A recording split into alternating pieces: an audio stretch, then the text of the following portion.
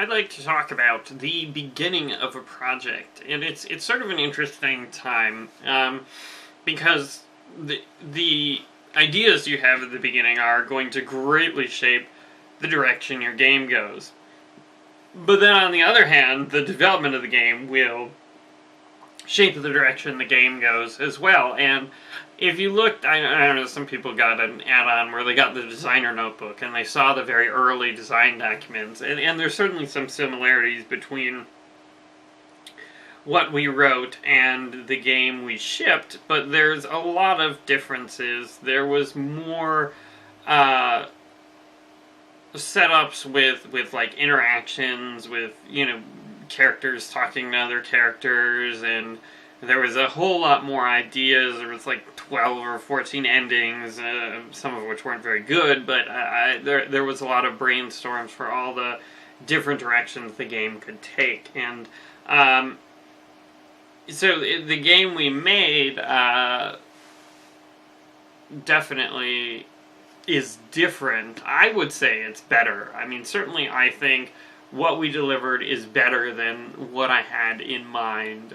Because what I had in mind was something where a playthrough would be 45 to 60 minutes, and the content, a lot of the idea would be the content would just be remixes, and then we'd get a whole bunch of different endings.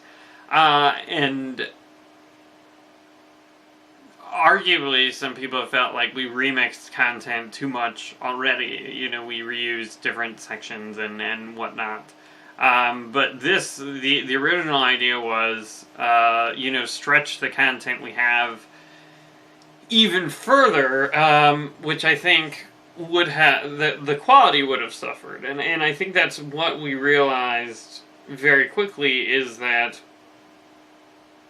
just because it's not a mechanics-focused game, right? Say, like, playing through a level as a little boy versus playing through a level as an adult, right? That's not compelling. The differences there does not make one more interesting than the other. So we basically dialed back on the I mean, it was still going to be a similar amount of art. We actually went over budget on art, and but, you know, certainly I think it was worth it. But the art and everything we were going to stretch even further and have all these different things, and so I don't know how many I didn't have a set number, but let's say we had like 20 nightmares or something, but it was all in the same locations, and some of the levels were more or less copy and paste, or copy paste and change a little.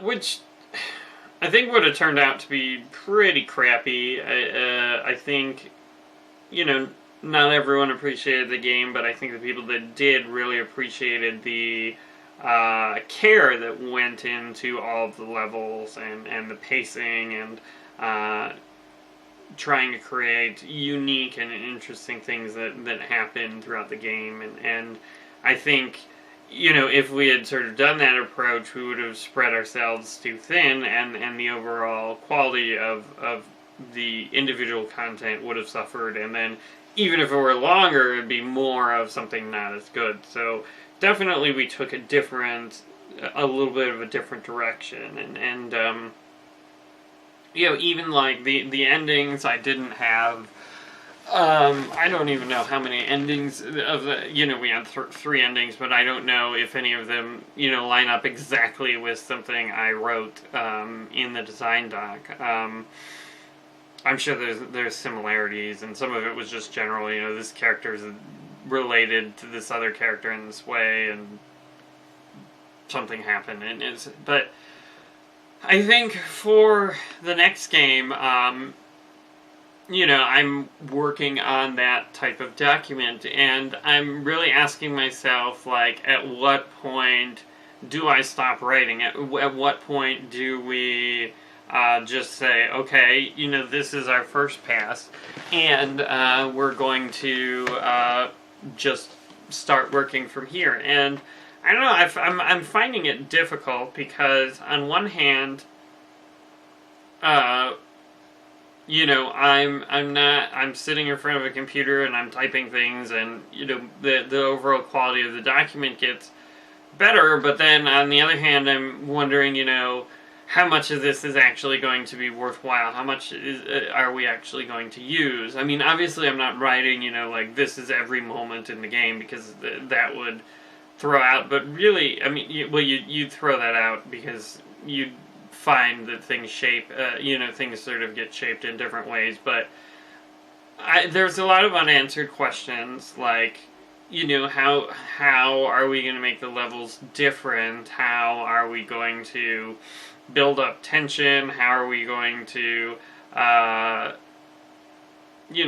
create scares? And I don't have the answers to those questions, and on one hand, I want to keep writing in the hopes that I'll come up with things. And the other thing is trying to decide what to do about puzzles as well. But what I was saying before I interrupted myself is that I want to keep writing, and I want to feel like I have some ideas, but then I know that potentially that may not even be helpful, because we may go in a completely different direction.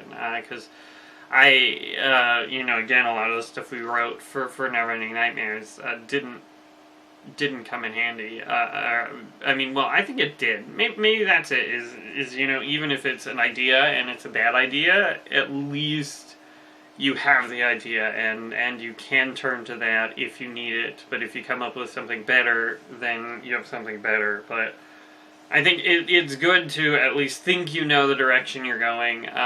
Whether or not you actually do remains to be seen. But yeah, it's tough, because I think I was going to say the other thing is, like, puzzles, right? I'm trying to make decisions about puzzles and pacing, or giving people objectives, because I think that's something that hopefully should be easy to improve on over Neverending Nightmares, is objectives and things like that, giving the player some direction so they know what they're doing at any point in time. So I've recorded several other developer diaries talking about this, but I think it's tough because you don't really know what the levels are going to be like, and you don't really know what the hooks are going to be. So it's tough to say this puzzle would work or wouldn't work, or this would be a good fit. So, I mean, I guess at this point, a lot of it is just sort of brainstorming as far as things you can do. And obviously I don't want to go very far in the puzzle direction, but we might do more things like The Coming Storm, because I think that worked pretty well in terms of the objectives were very clear, and it's not linear. But then I think, to some extent, if you're designing something that's more or less linear, it's a little easier to know the pacing and the overall experience. Whereas, if you're creating something where there's like a hub and then different ways you can go, and then you got to get all the different things and then come back and assemble them, or you hit a door here and then you need a key, and then you go and find the key. I guess you could find the key first before the door. I think that structure may be somewhat appealing to players, at least, based on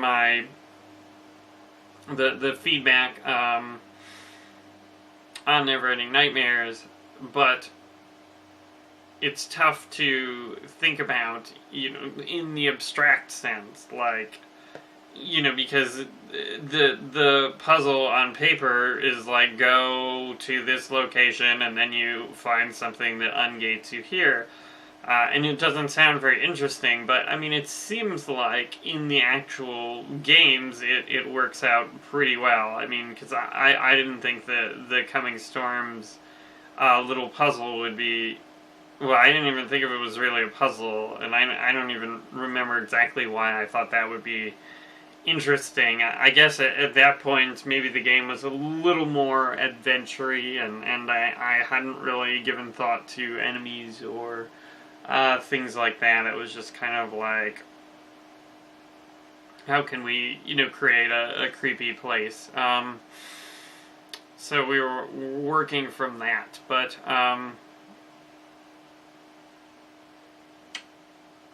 maybe puzzles are the right choice. Maybe we have to restructure, the way scenes work and how things are connected. But I don't know if this is a question I can answer on paper.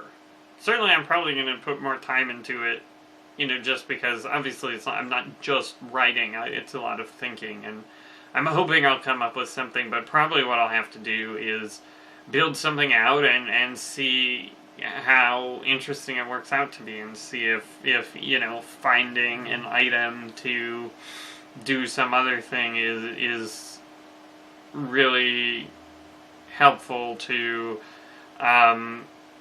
making the game work the way we want it to, or feel the way we want it to. Anyway, thanks for watching.